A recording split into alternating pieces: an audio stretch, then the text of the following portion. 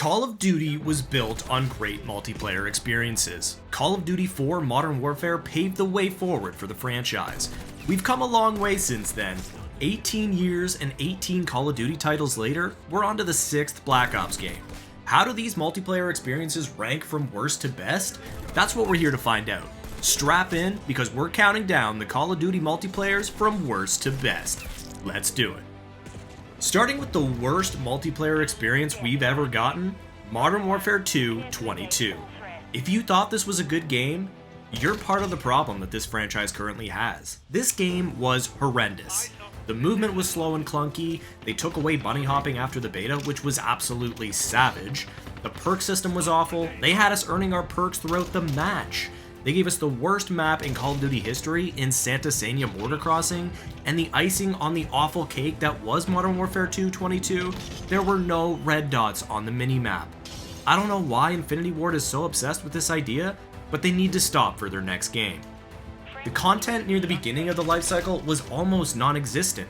Check out this Season 1 roadmap, it's one of the worst roadmaps we've ever gotten, especially for a Season 1, where they should be capitalizing on the hype still surrounding the game. Even after all of this, I can still say that I managed to enjoy this game.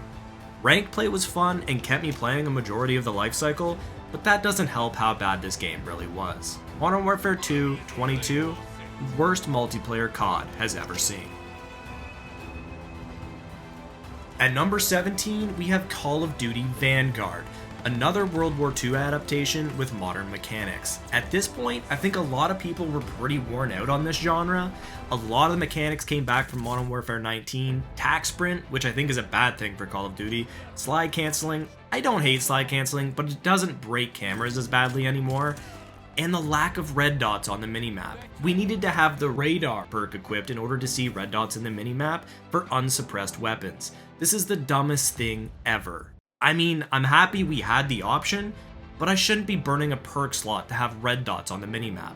Suppressed weapons shouldn't appear on the minimap, unsuppressed weapons should. It's pretty simple, and we shouldn't need a perk. They also added a bunch of destructible barriers on every map. I hated these things. They were easy to destroy, but they were just annoying more than anything. Half the time, I would just get stuck on the half-broken wall and ended up just shooting them anyway.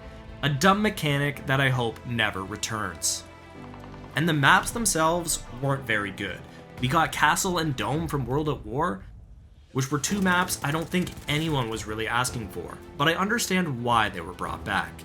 Vanguard wasn't a very good multiplayer experience, mainly because a lot of the core mechanics were from a bad Call of Duty title, one that will be coming up next on this list. If you watched one of my videos before, you know I don't like this game. Modern Warfare 2019 is one of the worst things to happen to Call of Duty multiplayer. It's truly mind-boggling that people like this game. The map pool was the worst in the entire franchise. Here's what we had for launch maps. Arklov Peak, Azir Cave, Euphrates Bridge, Grozny Raid, Gunrunner, Hackney Yard, Piccadilly, Ramaza, Shoot House, and St. Petrograd. I mean, what am I even looking at? That is truly the worst launch map lineup I've ever seen, and hopefully will ever see. This game was the beginning of the end for Call of Duty. Some like to argue that it saved Call of Duty. I respectfully disagree. They gave us tac sprint, which I mentioned before I don't think belongs in Call of Duty. No red dots, we almost didn't even get a mini-map. They wanted us to use the compass. Like, bro, no one is using the compass. Let's get serious for 1 second. Everything about the multiplayer experience catered to extreme casuals, which is fine, but it made for a miserable in-game experience, and now SBMM has been cranked to protect those extreme casuals. This game had great gunplay, and Search and Destroy was awesome, although I'll never like Dead Silence as a field upgrade. That's a big no-no for me. Modern Warfare 2019 sits 16th on my multiplayer list. Before we move on, if you're new here and looking for more Call of Duty content, hit that subscribe button. It's completely free. At number 15, we have World at War. This one is likely going to piss some people off. I know there are lots of people who love this game. I wasn't one of them. It felt like a step back after CoD 4 Modern Warfare. The multiplayer was essentially the same as Modern Warfare, with streaks being 357, except we had attack dogs instead of chopper. Perks were relatively the same, with some new World War II themed one mixed in, but stopping power and jug returned, which ran the meta. It had some truly legendary weapons in the MP40, Thompson, PPSH, and M1 Grand, which are still brought back as DLC weapons in today's games. They had some pretty unique maps on this game like Castle, Dome, Macon, Downfall, Banzai, and even incorporated vehicle warfare in some of the maps, which was a cool idea, but it just didn't land for me at the time, and I probably wouldn't like it today. CoD was still trying to figure out its identity back then, and vehicular warfare is not in their identity. But I give them props for trying something new. World at War comes in at number 15 on my list. At number 14, we have Call of Duty Ghosts. This is a game that was not well received, largely due to the poor map pool. We had maps like Stonehaven and Siege, which were just too big for this game, or any game for that matter. We had objects we could interact with on the map, and maps could change if players called in a chem strike. We had some great maps in Strike Zone, Warhawk, Octane, some really good ones in there, and made for a fun competitive CoD year. We had the new perk system, where perks were split into categories like Speed, Stealth, Awareness, and Elite, to name a few, and each perk was assigned a point value, and you had 8 total points to spend between the perks. I really liked this system. It was a creative new way to implement perks, and it gave a ton of creativity and variability when choosing perks. One thing that people really didn't like about this game was the time to kill. I'd have to look it up, but the time to kill in this game might be the quickest in the entire franchise. It felt like everything would 2-bullet. Maybe that was due to the connection quality back then, but the time to kill was way too fast. I think Ghosts is a bit overhated, and I had a bunch of fun on it. But it comes in at number 14. At number 13, we have the first jetpack game in the franchise and on this list, Advanced Warfare. This was the biggest leap forward that Call of Duty had ever seen, and a lot of people didn't like it at first, myself included. This is my least favorite jetpack game for a reason. I couldn't adapt quick enough. Looking back, Advanced Warfare had some great things about it, but it had some pretty terrible things as well. Supply drops made their first appearance here, and for those of you who were lucky enough to get the speakeasy, I hate you. The maps weren't the greatest, Detroit and Solar were great, but other than that, I wasn't a fan. This is the first year I really felt skill-based matchmaking. Maybe it was because I wasn't good at this game as others, due to the skill gap jetpacks created, but I've heard from others that they felt the same way. It's not all hate for Advanced Warfare. This started one of my favorite eras in Call of Duty, the jetpack era. A little ways in Advanced Warfare's lifecycle, I really turned it around and started to really enjoy the game. The BAL and the ASM-1 were two of my favorite weapons in CoD history. Advanced Warfare takes 13 on this list. Coming in at number 12, we have Black Ops 6. Now, there is a little recency bias in here seeing how it's the current Call of Duty game, but usually CoD games get better over the life cycle. Black Ops 6 has gotten worse. The maps are some of the worst we've ever had in Call of Duty, especially the maps we're playing in Ranked. If I have to load into Vault S&D one more time, I may have to uninstall. Thankfully, at the time of this upload, Vault S&D has been removed. Omni movement is a fresh take on movement which I really love, but it can feel a little clunky and could use some refining. But overall, I think it's a great middle ground between jetpack movement and old school movement. The weapons have all been really fun to use, and they're adding loads of content with interesting collabs such as TMNT, which are fun, but don't do anything for the actual gameplay. Call of Duty has lost its identity a bit, but they're far more concerned with the store. Blueprints and operator skins are what makes the money, with gameplay being tossed to the side. After Modern Warfare 3.23, I thought we were going to be in for a good year, but Black Ops 6 player numbers continue to drop, and I think we're at a jumping off point. Changes need to happen ASAP. Black Ops 6, number 12 on the list. Just missing out on the top 10, we have Black Ops 4. This game came at a weird time. Fortnite was peaking, people seemed to be getting sick of Call of Duty a bit, and I feel this game suffered because of that. I look back on my time in Black Ops 4 very fondly. I loved this game. The weapons, the map pool, the camos, competitive, hell, even the specialists. Being able to grapple, hook, grab, slam for a 4-piece was absolutely insane. Black Ops 4 definitely had some great things. The one thing I loved most about this game was the default time to kill. It forced a skill gap into the game because it was the longest it's been in any Call of Duty. Plus, aim assist was nowhere close to what it is today, which made it even harder to get your kills. Skill gaps in Call of Duty, contrary to popular belief, are a good thing. This was the last Call of Duty to truly have one, and I miss it. The only really bad thing about Black Ops 4 was the stim spam. I don't really know what they were thinking here. The time to kill was already slow, and when you add in the constant stim spam, everyone is always at full health. If this was better managed, I think we could have been looking at one of the greatest CoD multiplayers of all time. But it's number 11 instead. Before we get into the top 10, memberships on my channel are now live. For as little as $1.99, you can support me and my channel for access to special features such as member badges and emotes, member shoutouts, connecting on social media, and a gaming session with me. No pressure at all, but it does help me out on my YouTube journey. Rounding out the top 10, we have World War II. I feel like there's a lot of hate for this game, and I think it's unwarranted. This was a great Call of Duty. This was the return to boots on the ground after the very poorly received Infinite Warfare. We'll get to that game later. And I think people forgot just how slow boots on the ground really was, and it took some time to adjust. This game had some great maps in London Docks, Sainte Marie du Mont, Ardennes Forest, and Flak Tower to name a few. I think most of the maps played pretty well in this game. Even Gustav Cannon was great if you liked sniping. World War II introduced divisions to class creation. There were 5 divisions available at launch, and 3 more were added to the game over the game's lifecycle. Each division had 4 upgrades.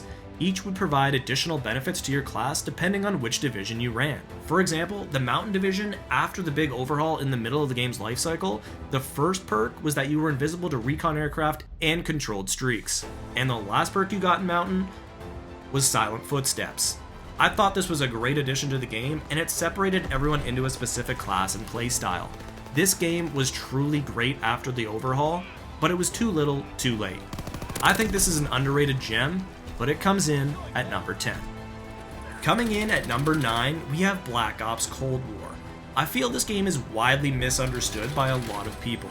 Coming off of Modern Warfare 19, people were used to this new style of gameplay with tac spray. Cold War took that away and went for a more classic Call of Duty movement and pacing style.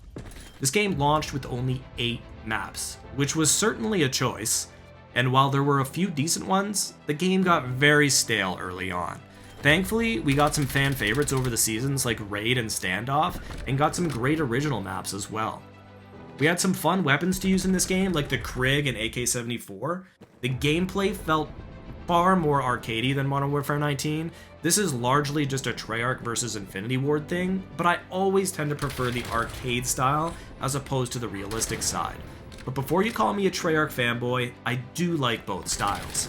This was definitely one of the better games in the new era of CoD, and I feel like it doesn't get the love it deserves. Cold War comes in at number 9. Modern Warfare 2 is looked back upon as one of the greatest Call of Duty multiplayers ever. This is largely due to online gaming being fairly new to the masses, and everyone was playing it. People weren't as good, the lobbies weren't sweaty, skill-based matchmaking didn't exist, it was a simpler time. There were 16 maps available at launch in this game, something that doesn't happen very often anymore, and they were mostly decent. They should be fresh on everyone's mind for Modern Warfare 3.23. It didn't really matter how a map played back then. We just played and had fun.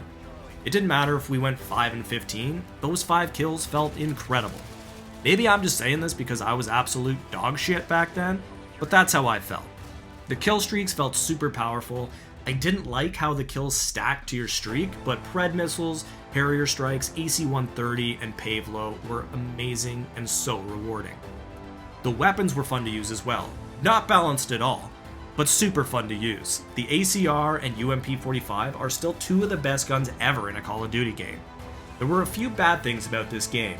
The noob tubes were obnoxious, some of the maps were so bad. I'm looking at you, Derail and Wasteland. and the meta was pretty OP. But overall, Modern Warfare 2 is one of the best in a time where everyone wasn't so critical. I'll always look back on my time in this game with a smile on my face, and it comes in at number 8. Speaking of Modern Warfare 2 maps, coming in at number 7, we have Modern Warfare 3 23. This is my favorite game of the new era, by far. The launch was a little touch and go, but the support we got throughout the seasons was incredible and got my hopes up way too much that that's what it would be like going forward. Boy, was I wrong. Every season we were given awesome new maps, including Rio, 6-Star, Grime, Vista, Departures, and a handful of small maps as well, like Meat, Yard, Stash House, and Grow House. Sledgehammer was absolutely cooking, and we were eating. One thing that kept the game feeling fresh was the introduction of aftermarket parts. We were given one of these weekly, and each one added a new effect to a specific weapon to change the way it played. I thought for sure this was just going to be some stupid gimmick, but they were quite fun to use, and like I said, kept the game fresh. Rank play was able to keep me engaged a majority of the game's lifecycle, with maps being updated every season, which was a great change of pace. Another great decision was the introduction of prestige camos on weapons, which gave players bonus animated camos to get on their weapons. Again, these should be in the base game every year, no question. Basically, all of the decisions made in this game post-launch made the game playable for the duration of the game's lifecycle. It had been a while since I had played the entire year, and Modern Warfare 3 was able to captivate me and keep players engaged, and because of that, comes in at number 7. At number 6, just missing out on the top 5, we have probably the hottest take on here, and I know I'm gonna get chirped in the comments, but that's fine. Infinite Warfare. In my opinion, one of the most underrated and overhated games in the franchise. The movement in this game was the best of the jetpack games. It was so fluid and not choppy at all like Advanced Warfare or even Black Ops 3 to a degree. The maps were fantastic. We had Throwback, Retaliation, Genesis, Breakout, and we had some awesome remakes in the game with Warhawk from Ghosts and Resistance from Modern Warfare 3. They also introduced Salvage, which is a type of currency in the game.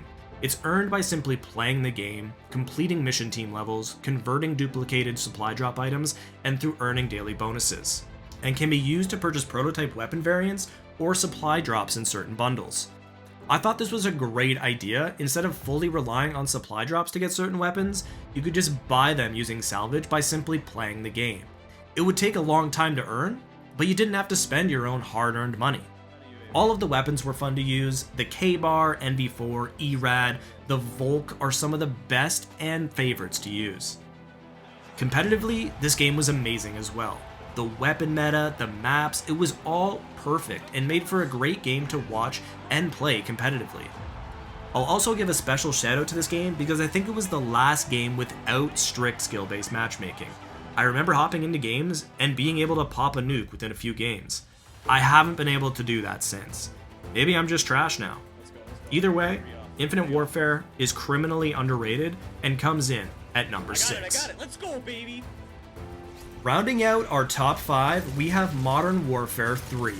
I do find it hard to put these old games so high on the list because it's been so long since they released, but Modern Warfare 3 was amazing. It's basically Modern Warfare 2.5 being a perfected version of Modern Warfare 2. They took everything wrong with the first two Modern Warfare titles and made it better. The maps were top tier: Resistance, Arcaden, Dome, Mission, Village, Terminal, Hard Hat, just so many great options. Two of the best weapons to ever grace our screens in the ACR and the MP7. The Modern Warfare 3 MP7 is one of my favorite weapons in Call of Duty. Those iron sights are just too damn clean. Modern Warfare 3 also introduced one of my favorite features of all time, Specialist Bonus, which allowed you to forfeit your kill streaks to become a walking tank, as once you hit Specialist Bonus after 7 kills, I think it was, you get all perks in the game. And if you had the pro versions of those perks, it was even better. Some of my best gaming memories are from Modern Warfare 3, specifically just playing with the boys trying to drop Moabs. No skill-based matchmaking, no worries in the world. Modern Warfare 3 comes in at number 5. Coming in at number 4, we have CoD 4 Modern Warfare, the game that started it all for me and a lot of other people. There was something about the freshness of a military first-person shooter that I had never played before, something that spoke to me, something that was so foundationally perfect that it laid the groundwork for almost 20 more years worth of Call of Duty. The maps weren't the best, we had bog, block, overgrown, wetwork, not the greatest selection. But the thing is, it didn't matter. I was more happy just to hop on and play the game for what it was. I didn't worry about the cheesiness of the stopping power or juggernaut perks. I didn't worry about how overpowered the M16 was. I didn't worry about going for mastery camos. I was simply happy with getting a few kills, going through the prestiges, and having a good time in the process. Although this would not be close to good enough for today's standards. Modern Warfare gave us a great base Call of Duty title and lots of stuff to work off of, and because of that, I'm grateful. The amount of playtime and content that Call of Duty has given me far exceeds the cost. Modern Warfare will always be a top tier title for me, and it comes in at number 4. Taking the bronze medal at number 3, we have Black Ops 1. The community was largely split into two different communities at this time, Treyarch fans and Infinity Ward fans. I tend to fall into the Treyarch category, and Black Ops 1 is what kicked that off. The thing that can make or break a Call of Duty title is the maps, and they brought it with Black Ops 1, giving us awesome maps like Firing Range, Summit, Jungle, and Nuketown, the latter being one of the most popular Call of Duty maps of all time. I still love playing on Nuketown to this day. The weapons were some of the most fun and balanced we've had. We had great assault rifles in the Commando, FAMAS, and Galil, the best SMG ever in the AK-74U, the L96A1 bolt-action sniper, and some wacky weapons in the ballistic knife and crossbow. This game took a new direction in weapon unlocks as well. You would level up as normal and weapons would become available at specific levels, but you would also have to purchase them with the in-game currency, CoD points, with each weapon costing 1,000 CoD points, which you would get from playing the game and completing challenges. This was a fun new take on the unlock system, and it would be cool to bring back, although I know they won't. The best feature in this game is one that's never been brought back, and one that will absolutely never be brought back: wager matches. This allowed you to play party games by betting your own CoD points at the opportunity to win more. This was one of the coolest features ever introduced, and for obvious reasons, would never be brought back. What a game, man. Black Ops 1 takes 3rd place. Taking home the silver medal in 2nd place, we have Black Ops 2. A lot of people in the community look back at this game and it is bar none their favorite Call of Duty game. It's close for me, but not good enough. This game had some of the best maps Call of Duty has ever seen, some of the most iconic weapons, awesome prestige emblems, a great ranked experience, and just all around spectacular gameplay. The maps, oh my god, the maps were so good. Let's list these out. Raid, Standoff, Express, Hijacked, Slums, Yemen, Grind, Nuketown 2025. I mean, come on! You can't get any better than that. Raid and Standoff are two of my favorite maps, and they will likely never change. If they were in every CoD, I wouldn't care in the slightest. And then we have the weapons, the M8, the AN-94, MSMC, PDW, Scorpion, Ballista, and the DSR-50. What a lineup! You could use any of these weapons and be super competitive. Black Ops 2 also introduced the Pick 10 system when creating classes, which is often looked back upon as the best created class system, and I 100% agree. I think the gunsmith we have now is beyond useless, and we need to go back to simpler times for creating classes. Pick 10 was perfect. If you wanted to run max attachments on your weapons, you were sacrificing perks and other class items. If you wanted to run 6 perks, you were sacrificing weapon attachments. It was perfectly balanced. I'll always look back on Black Ops 2 as one of the best in the franchise, and the only one that can top it is its successor. Coming in at number 1, we have the greatest Call of Duty multiplayer in Black Ops 3. Probably the highest skill gap game ever in a Call of Duty, and that's likely why I like it so much. Everything worked so well in this game. The maps, the movement, the weapons, the specialists, it was perfect. Starting with the maps, we got some bangers in here. Breach, Combine, Evac, Fringe, Hunted, Infection, Redwood, Stronghold, and Nuketown. That's an insane lineup for launch. These maps were great for pubs and great for competitive as well. The competitive scene was thriving during Black Ops 3, so much so that people played this game for years competitively following its launch year. We had some great weapons in the M8, Man of War, ICR, KN-44, VMP, Kuda, Weevil, Locust, and the SVG. Oh my god, just reading these out makes me want to go back and play. Black Ops 3 also introduced Specialists to Call of Duty franchise, giving players a great selection of specialists and abilities, ranging from grav spikes, the bow, Tempest, War Machine, Vision Pulse, active camo, kinetic armor, all providing unique opportunities to the player, and I thought they were well integrated into this game. They've been brought back in a few titles, and they just didn't hit the same. Something about Black Ops 3 just worked. I could sit here and talk about Black Ops 3 all day long. It's my favorite game of the franchise. A lot of people love this game. I think it's very well deserving of the #1 spot. That's gonna do it, guys. Call of Duty multiplayer's ranked from worst to best. What do you think of the list? Am I losing my mind? Are there some good picks in here? Let me know your thoughts down in the comments. Let's chat. Thank you so much for watching, and I'll see you in the next video. We'll chat then.